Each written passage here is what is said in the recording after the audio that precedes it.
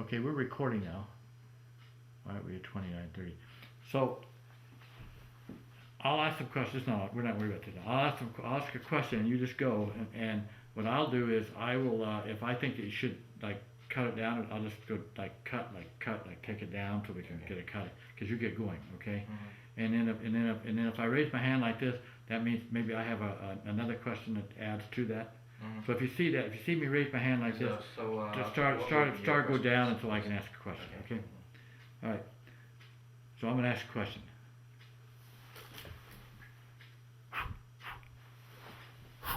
Okay, Marvin, Quon, I have a question for you.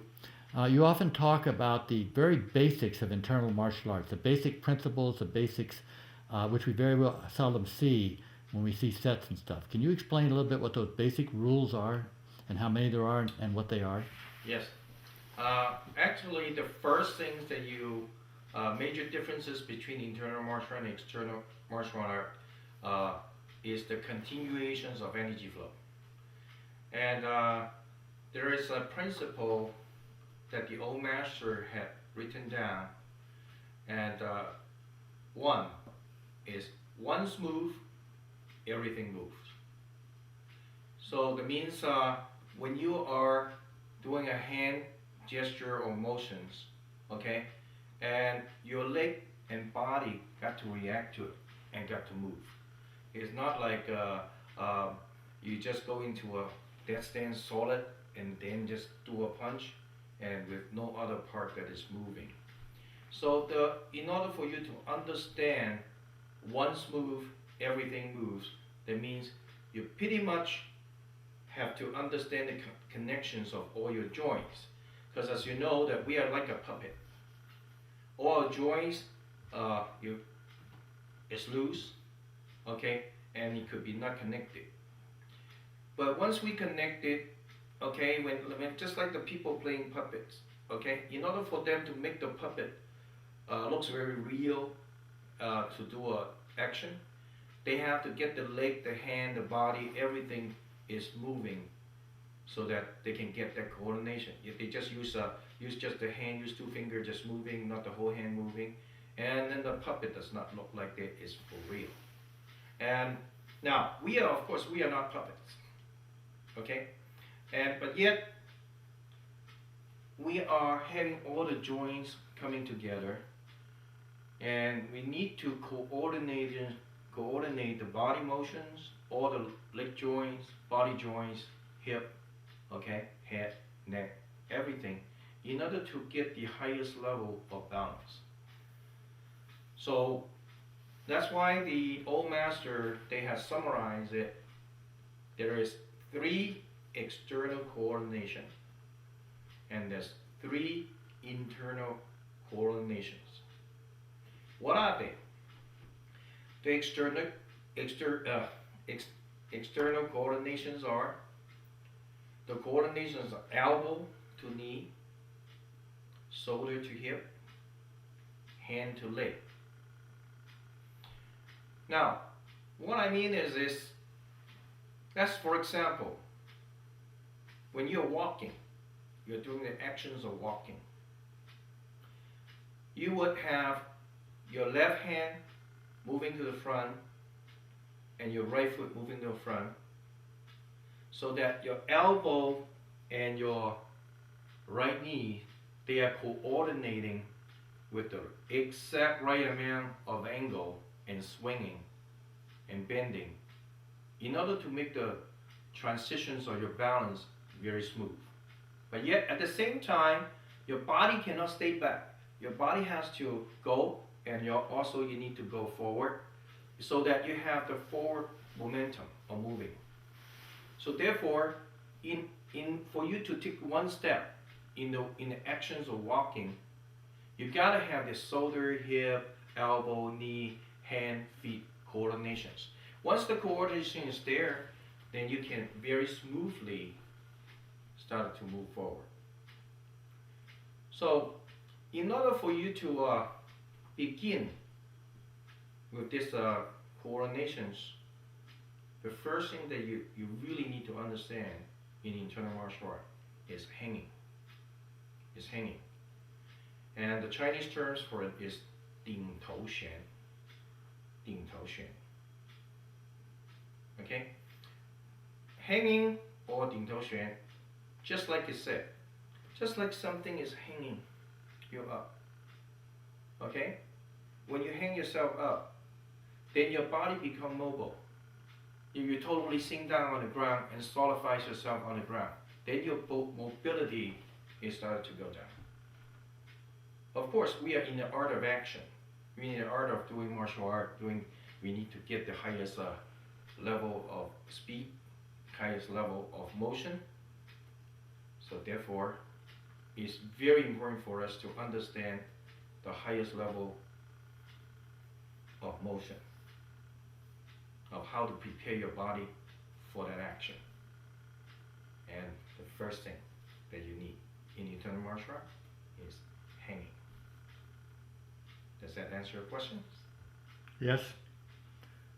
Okay, so the number one rule would be understanding your body, body coordination, hanging. That's right. After that, what would be the next most important aspect of internal martial arts rules? Okay, now after you understand your body part and you understand the coordinations, and the next thing that you need to understand is the internal coordinations. Okay? The internal coordinations is 意气力. What it means is that intention, okay? Then energy flow or breathing cycle, and then strength. Now, a lot of people, they thought that, oh, well, I'm going to do a punch, and I'm going to do a powerful punch, and all they understand is, they squeeze. And they say, okay, I'm very powerful, I'm very strong. So they go do weight training, they do a lot of things to build up their muscle, and so that they thought that they can get that strength. But let's look at it. Where's that strength come from? Strength come from contractions of body, contraction of your muscles. Okay? Now, but if you totally contract a muscle, not coordinating with the length of time and when and how to contract, we actually decreasing our power, not increasing our power. Okay? And very often, if experienced martial artists out there, and if they have friends who are weightlifters, and they often experience this. If your friend is doing a lot of weightlifting, at the time that you try to show them some punches and some movement, and they become very, we call them, oh, you're very stiff. You tend to be slow. Why is that? The reason for it is that they contract weight at the beginning. They contract the muscle like picking up the weight. So therefore, when they are here, they are not loose. Immediately they squeeze. They squeeze, they go, so it slows you down. It slows you down. Now, when I talk about this here, try to understand. Try to keep going. At what point, I'm sorry, phone ring. At what point that we should coordinate this muscle contractions and movements, okay? Then we really have to understand some scientific formula, okay? And we know that there's a very famous scientist called Newton. He has some set rule in physics. He set down. And the third rule of physics is mass times accelerations is equal to force. Mass times acceleration equal to force. So what is that? Mass basically is your body weight. If we transcribe it into a individual person, and that is just your body weight. Your body weight is constant. Okay? If you weigh 170 pounds, you weigh 200 pounds, just 200 pounds. Cannot increase more weight. force unless you put some heavy stuff on your body. That will increase your body weight. Now, the next thing is accelerations. What is acceleration? Transcribed in the martial art terms. I discovered that accelerations, there are two of them. One, the level of your muscle contractions. That means you're very loose, that's zero acceleration. Two, you slowly contract it more, contract it maximum. So therefore, you are able to contract in a different level. That means just like speed. I can go 50 miles, 100 miles, 120 miles, 200 miles. Okay? But accelerations can be interpreted into over time period. So if I accelerate from 0 to 100, okay, in 3 seconds, well, people would say, oh, you accelerate pretty fast, because in 3 seconds, you go from 0 to 100. But what about if I accelerate my muscle from 0 to 100 in 5 minutes? So that means I pretty much go very slow. So this type of accelerations, that the acceleration is really not that much per period. So therefore, if we go by Newton's formula, the force is not going to be there. It's not going to be there. Okay? Now, another element of acceleration is that when you're moving over space, that means, let's say I jump over or I shift myself over, now you have that distance that you're traveling from point A to point B. How do you accelerate more to transfer this distance? If I leap a big long distance to go over, it's only obvious that my curve or lifting is like this. I have an increase, then I have decrease. So therefore, again, I might have accelerations that is fast, hitting the peak. But after that, I will slow down. I'm decelerating, not accelerating. Okay?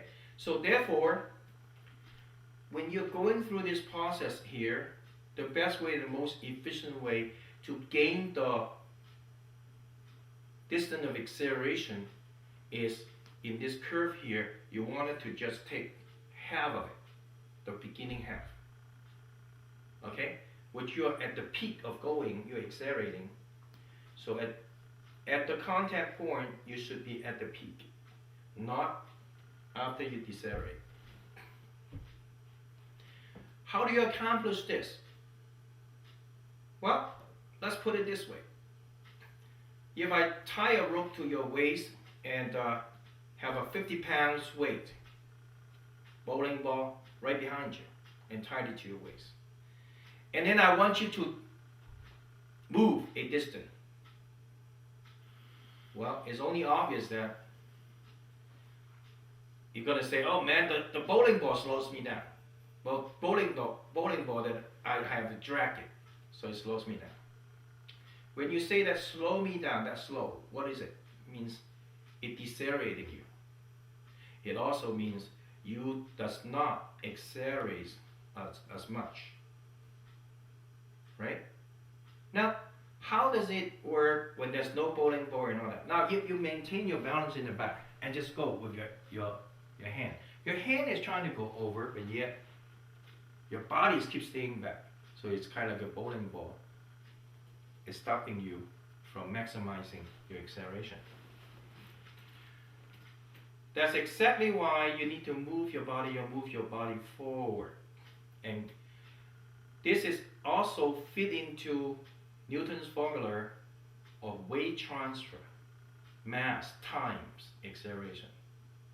Mass times means like at the same time when you accelerating with your muscle and your action, and then your body mass is also there at the same time. Okay? So pretty much it's like when you move over space, so your body got to follow, got to go. Because if you do that, then it also fit into Newton's other law. You created a momentum. If that momentum is created,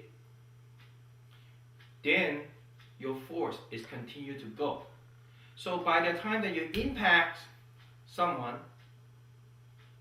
okay, and that momentum will keep on traveling in him and keep on going. Providing that you have to keep yourself, that force, continue to go. If after impact, there's an opposing force happen. Because after impact, your force meets the impact, it will start to push back. So therefore, you have an opposite effect. Just like a ball, you bounce it to the wall. By the time you hit the wall, it bounces back out. The harder that you hit the wall, the harder that will come out. Providing that ball is totally airborne and it could accelerate really fast, but yet it does not have an afterward force behind it. Okay? So by the time that it hits the wall, it bounces back. Okay? By the time that it bounces back, the impact point of damage is very shallow. It's on the surface. It's on the surface. Okay? Now, I pretty much can tell you when you're doing something and when the momentum starts going, then you put the force behind it, and then it will actually start to go penetrate. That means your force will start to penetrate. Now, for example, we have these things that we have a filled metal ball, and then we hang there, we pull the ball out. We let go of the ball. Now the ball starts to accelerate. Hits the first ball. Now the force of the ball that is traveling in air started to transfer over to the second ball. But if the ball is a very light ball, like a ping pong ball, when it hits the first metal ball, it's just going to bounce out. Nothing would go.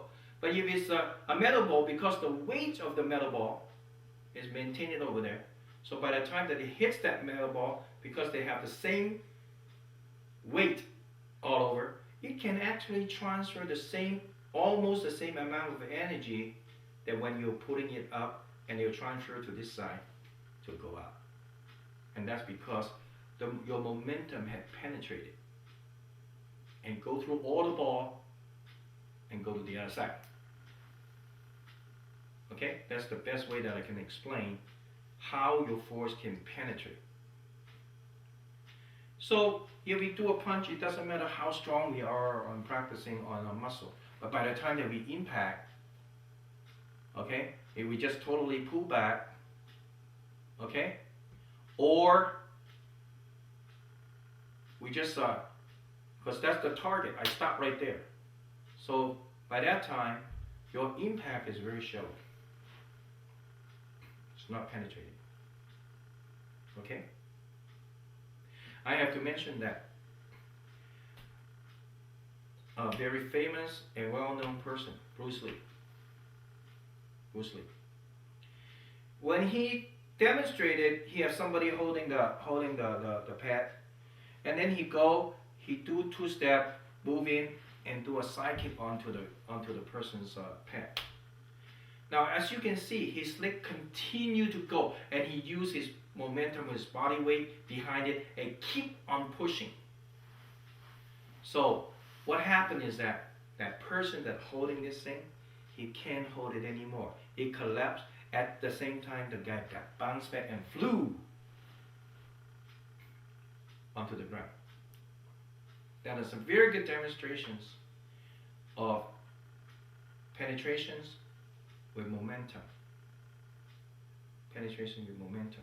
Because it's force of moving, accelerations, and the mass is transferring, and also the body mass is multiplying with the acceleration, so the momentum keep going, so it drive that target back. Yes, question? Yeah, you're talking about the coordination of arms and legs and body and hips and stuff. How about the number of segments in the arms and legs? We seem to have the same segments basically within our body. How does that fit into internal martial arts? Okay. Actually, when you look at the our body, okay, and internal martial artists, the principle and philosophy are based on yin and yang. Yes, let me use this to explain. Okay. Now, this is a very good build, and try to make it as much like our joint and bodies as much as possible. Okay. And our risk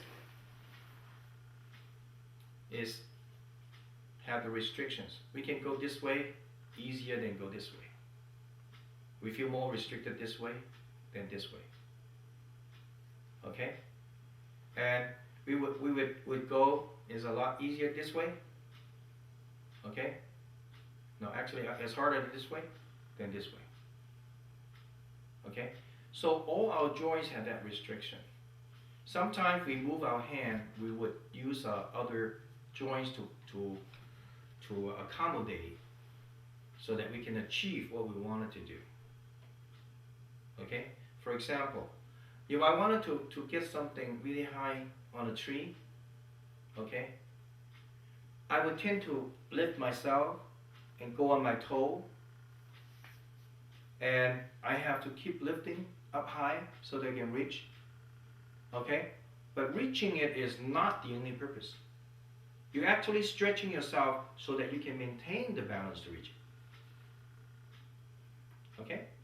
Now, in internal martial art, they understand all these joint coordinations, restrictions of one joint.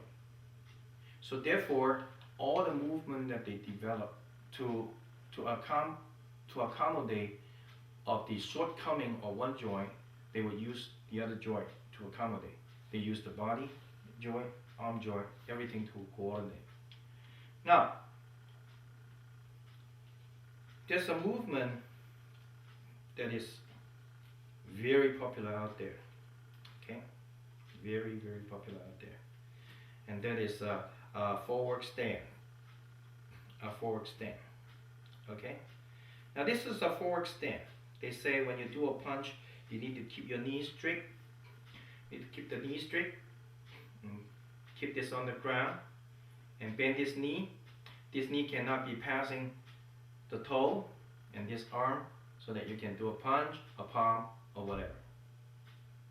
Okay? Now, when you impact at this point, so therefore there is a recoil coming back, because at impact there will be a force coming back. So therefore, if I impact it too hard, it collapses. Right? So, but yet, internal martial artists understand that if this is on the ground, you can see my dummy here, okay? If I push it, if the leg is straight, if I push the arm, you see that it tends to turn where? Turn on the waist. See, if I move it, this joint and the weight joints will start to go. Now, if this give to the maximum and this give to the maximum, Anybody could tell me that this person is falling. This person is falling. He lost his balance. Okay? And that means at impact, you have this impact point like a wall and not going anywhere, or when you touch it, there's more force coming back into you. And if your arm still trying to be straight and go forward, then the absorb of the shot is going to be on your joint and here. Unlike a lot of people say, it's going to the ground because I have a fork stand, so therefore this is strict, so the force come, you go to the ground. No. You can go and try. Have somebody, you can hold up your hand, have somebody all of a sudden come in and push on your palm, and you'll feel it on your waist, on this joint. Okay? And very little is on your feet. Now, then what is the best way to do in internal martial arts? Internal martial art. The master, they discover this. They say, no, we don't totally strain out all our joint. We bend this a little bit. We keep this on the ground. Okay? Now, then when an impact happens, when the impact comes in, okay, the first thing that will get the shock is this one here. But this one have an extension force that you are trying to keep going. Okay? So therefore, this is not, see, this dummy doesn't have a force going there. So therefore, if I press it immediately on the elbow here, there will be bend.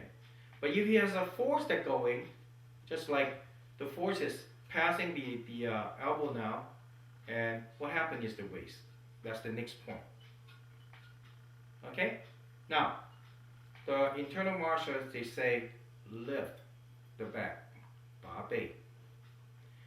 And that's exactly what it is. When the force comes in, you have this force here that they call expansion. And then when the force started coming to the back, you need to lift your back. When you lift your back, you had corrected this here. Instead of totally let the force overcome you, you have a counter force of getting the force even out, up on the back, up and down. Now, when the force started to bounce up and down, so there's a force started traveling down. When it started to travel down to your knee, start doing this. Now, as you can see, I'm holding the bottom part of the foot. Okay? So if I press the knee, what happened? It tends to press back because this is the floor. So it can't go anywhere. So then it transferred to the heel. But at that time, because you're flexible, so therefore, pretty much, you can counter it back. Because when the force comes, if your leg totally straight, okay, when the force comes in, if there's 100 pounds of force come in, by the time you get to the leg, it's 100 pounds. First of all, it's very bad for your knee, okay, because it compress your knee together. Very bad for your ankle. Now, but yet if you absorb the force by spreading it out by all different joints, lifting here and come here, and the waist start absorb it, elbow absorb a little bit, knee absorb a little bit, ankle absorb a little bit. What happens is that by the time you get to the feet, you're handling 1/3 of the weight, 1/3 of the force coming in. Okay? This might look very hard to understand, but all you have to do is just get a partner and you try it out. You put the hand on your partner and tell your partner, okay, push me. Push me in a sudden. Push me. Because you have an instant response yourself. Okay? So therefore, first you tried it with the knee straight, and see what happened. Feel the energy that transferred to that leg, to the floor. And then the next time, you flex your knee. Don't strain your elbow. Flex your elbow. And see what happens. And you feel much easier, and you use much less effort to just maintain them there. Okay? Not to mention that when you started to going into that mode, when you're able to handle the counter force coming in, and guess what? Now, because after they hit you, there's a bouncing ball effect going back to them, you are actually ready to follow that force and add to it. So when that happens, then your enemy is kind of like pressing into a spring. And then all of a sudden the springs start coming back to them. So therefore it's very hard to handle. See? Question? Yes. It's kept from Okay. What do you think?